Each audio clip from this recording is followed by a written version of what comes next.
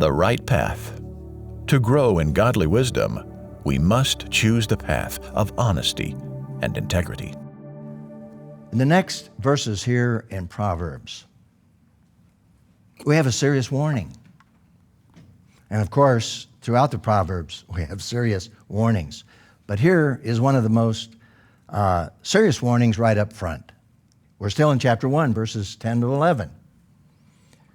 My son, if sinners entice you, don't be persuaded. If they say, come with us, let's set an ambush and kill someone, let's attack some innocent person just for fun. Now, immediately, if you look at the context, you know when he says my son, he's not talking even about a little teenager. He's talking about a growing son. It might be a teenager.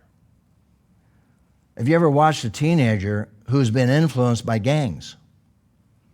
I know a man in prison. Big D, they call him. I had the privilege of interviewing him. Wonderful testimony. But when he joined a gang as a young man, which got him into serious trouble, and at that point he was about 12 years old. To join that gang, he had to do something violent. So he chose to shoot up a police officer's car and then run. And I remember I asked him, I said, did you harm the police officer? He said, I don't know.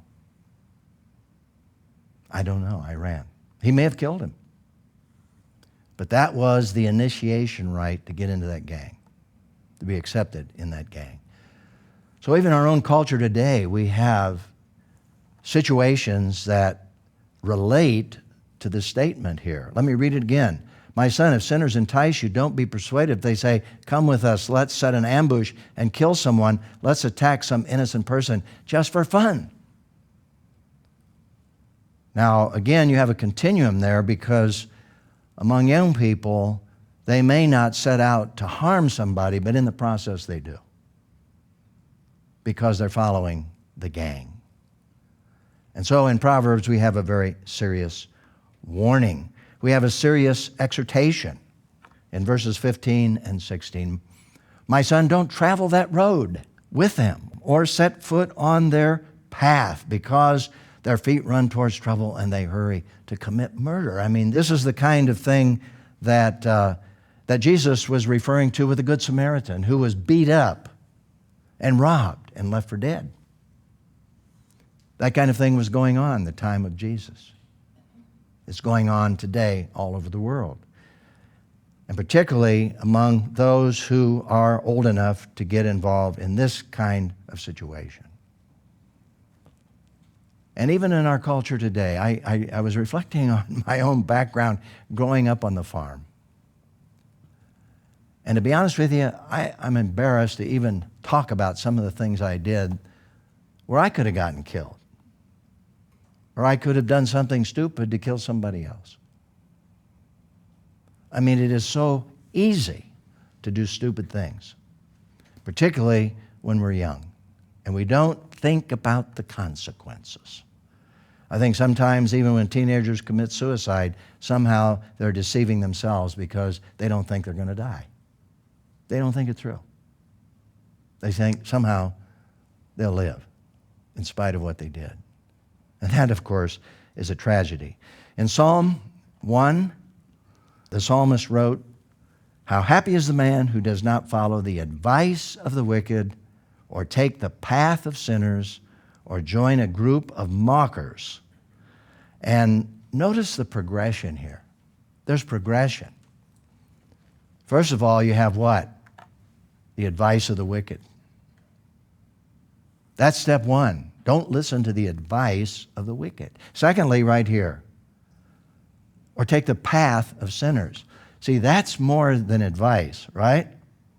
You've listened and now you're walking down the wrong path. But then it says, or join a group of mockers. You've not only listened, but you've walked the wrong way and now you're a part of it. You've joined the group. And so this is the way it starts, innocently. Listening, exploring, and all of a sudden, right in the middle of it. Now, the psalmist said, instead, here we have the opposite. Instead, his delight is in the Lord's instruction, and he meditates on it day and night. Powerful, isn't it? Jesus Christ used a similar metaphor. Matthew 7, verses 13 and 14, he said, enter through the narrow gate. For the gate is wide and the road is broad that leads to destruction, and there are many who go through it. Unfortunately, that's true. But he goes on to say, how narrow is the gate and difficult the road that leads to life, and few find it. Why is it difficult? One of the reasons it's difficult is it's not attractive from the perspective of this world. And people find it very difficult to make the choice to go the right way. And they choose to go the wrong way because of the attraction. The metaphor said it's a wide road that is attractive. And the crowd is going that way. And how easy it is for young people particularly to follow the crowd. And that's an area of vulnerability in their lives. The reflection and response question, how does choosing the right path relate to God's plan of salvation? Well, I think, first of all, we need to understand the principle that comes out of this passage applies to life generally. Life generally, all of us, making right choices.